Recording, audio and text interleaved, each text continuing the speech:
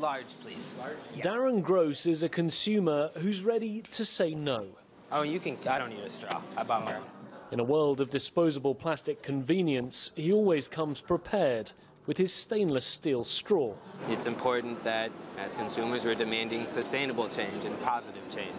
He's seeing a trend among smaller, climate-conscious businesses to eliminate plastic straws. I mean, in my mind, that's kind of like the first step. These smaller businesses start to engage with more sustainable practices, and then as larger corporations take notice of this and see that this is something that consumers appreciate and also potentially leads to more engagement, I think it's just a matter of time. New York could force the decision with efforts to ban single-use straws in the city. That would be welcome news for the New York-based Wildlife Conservation Society. Those are the things that usually fall through the cracks.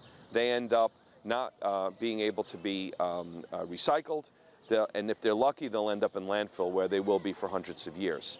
In most beach cleanups, one of the top 10 pieces of plastic is actually plastic straws, so they're ending up right in the ocean. The Great Pacific Garbage Patch, a floating plastic island, is now 3 times the size of France. Some experts feel images like this will shift public sentiment, but expect a fight.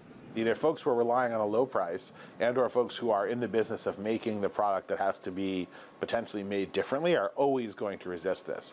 But I mean, at some point, you have to make these decisions to move into modernity, to be competitive and to be a reasonable environmental steward. Plastic, though, is not yet the pariah environmentalists would like it to be. In cities like New York, change is underway. For now, however, environmentalists acknowledge that convenience still seems to be winning out over conscience. Nick Harper, CGTN, New York.